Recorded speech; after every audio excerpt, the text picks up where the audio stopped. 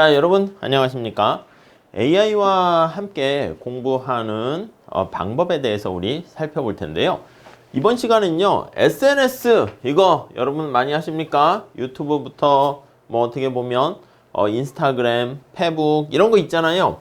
여기에 중독이 돼가지고 공부하는데 방해가 되는 경우가 많이 있습니다. 우리가 이제 휴대폰을 쥐고 태어나는 그런 세대가 요즘 되고 있는데 이 SNS 사용 시간도 많고요. 이게 자꾸 공부하는데 방해가 되는데 어떤 문제가 있고 어떻게 이를 해결할 수 있는가 한번 볼게요. SNS를 사용하게 되면 먼저 주의력이 저하됩니다. 특히 우리가 준비하는 시험, 경제학 같은 경우는 고도의 집중적인 시간을 통해 가지고 길게 생각을 해야 되는데 SNS는 짧게 아시겠지만 끝나버리잖아요. 특히 중간중간에 끊임없이 쏟아지는 알림이라든가 컨텐츠에 대한 집중력이 떨어지게 되고요. 학습 효율이 감소됩니다. 그리고 저도 그렇긴 한데 SNS 잠깐 해야지. 누가 무슨 새로운 메일이나 인스타에 뭔가 있을까? 이거 보다 보면 잠깐이 엄청 길어집니다. 공부 시간 자체가 줄어들게 돼요. 특히 잘 때도 저는 SNS 좀 몇 개 하거나 볼까? 그럼 그게 30분 정도 되고 길어지는 게 있더라고요. 특히 정신건강도 악화됩니다. 아시겠지만 SNS는 또 상대방과의 여러 가지 다양한 밝은 모습, 행복한, 성공한 이런 모습을 보다 보면 나의 처지랑 자꾸 비교하게 됩니다. 그러면 부러우면 지는거리면서요. 그래서 스트레스와 불안감 이런 것들 때문에 우울증까지 유발되기도 합니다. 그래서 SNS가 필요하긴 한데 언제나 과도한 사용으로 인해서 발생하는 문제 알 수가 있습니다. 학업 성취도가 당연히 떨어지겠죠. SNS의 시간 증가는 공부 시간을 당연히 줄여가게 되는 것이고요. 사회성이 저하되기도 합니다. 사이버 세계에서 난 많은 친구가 있지 오프라인 세계에서 없을 수가 있어요. 그래서 현실 세계에서의 소통이 줄어들 수 있고요. 그리고 대인 간의 관계가 어려워질 수 있습니다. 그리고 이제 여기 나와 있는 것처럼 SNS의 중독은 우울증이나 불안, 자존감 저하. 이 시험 공부할 때는 제일 중요한 게 자존감과 자신감을 높이는 게 중요한데 그게 떨어지게 되면 각종 정신 건강의 문제로까지 이어지게 됩니다. 그러면 SNS 사용량을 어떻게 줄일 수 있는가 하면요. 늘상 그렇듯이 시간 계획을 이렇게 좀 짭니다. 내가 얼마 동안 사용해야겠다. 잘 지켜지지 않을 수 있는데 사용 시간을 좀 체크해 보시고요. 알림 차단해 버리세요.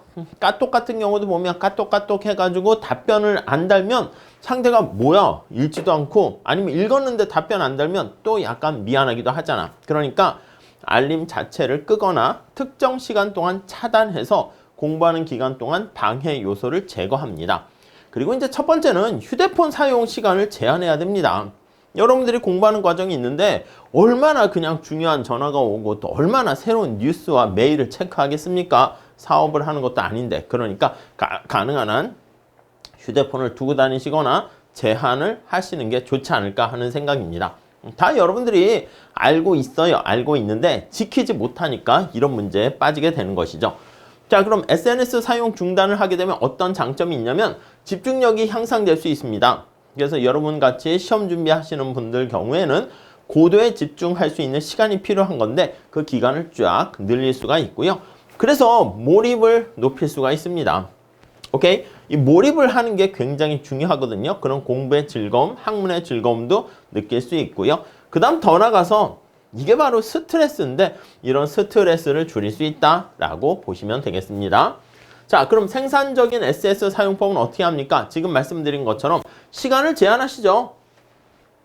그리고 여러분 시간이 지나다 보면 내가 말이야 페북 친구가 인스타 친구가 몇 명인데 하나도 중요하지 않습니다. 우리 삶을 살아가는 데서 필요한 사람들은 소수 제한돼 있어요. 그 사람들과 소통하면 되는 거지. 그렇기 때문에 관심 분야와 학습에 도움이 되는 정보만 선택적으로 이용하면서 지금은 공부하는 단계니까 필터링을 하시기 바라고 가장 중요한 것은 알림은 차단하시기 바랍니다. 유일하게 알림 설정할 건 뭐 있다? 짱박사의 경제학 그거 하나 알림 설정 해 놓으시면 좋겠죠. 자, 그래서 SNS 사용과 병행하는 효과적인 공부 방법에는 어떤 게 있습니까? 하면은 목표를 정합니다. 사용 시간을 얼마까지 해야겠다 정하시면 될 것 같고요. 그 다음에 학습 시간, 공부하는 시간과 SNS 사용 시간을 분리하셔야 됩니다. 오케이? 그래서 요거를 막 섞어버리게 되면은 그러면 살짝 이제 공부하는 건지 SNS 하는 건지 노는 건지 애매하게 되고요. 그리고 집중력을 높이는 방법을 활용하고 자기한테 이러한 SNS 요거 시간을 줄이는 목표를 설정했잖아요. 성공하게 되면 갖가지 보상 시스템을 나한테 참고 견디는 거 이것도 사실 어떤 목표를 달성한 거거든요. 자, 그리고 SNS를 통해 가지고 가끔은 긍정적인 태도를 갖는데 도움이 되기도 합니다. 그래서 긍정적인 태도를 좀 유지하는 자세를 보이면 좋겠습니다. 그래서 결론 말씀드리면 이 SNS가 굉장히 우리 삶에서는 뗄래야 뗄 수는 없어요. 유용한 도구이긴 하지만 언제나 과유불급이라고 해가지고 너무 과도하게 사용하는 것은 별로 좋은 게 아니죠. 특히 공부하시는 여러분 입장에서는 학업에 영향을 줄 수밖에 없습니다. 그렇기 때문에 공부하는 시간하고 SNS 사용하는 시간을 적절하게 컨트롤하고 통제할 수 있는 그러한 여러분들의 자제력을 좀 키우시게 되면은 그러면 SNS가 오히려 긍정적인 공부하는 도구가 될 수도 있겠다라고 볼 수가 있겠습니다. 아무튼 얘기를 들어보면 SNS 때문에 공부에 지장을 초래하는 경우가 되게 많은데 좀 잘 컨트롤 하시고 공부하시는데 오히려 유용한 방향으로 활용하시면 좋겠습니다. 자, 여기까지 할게요. 감사합니다.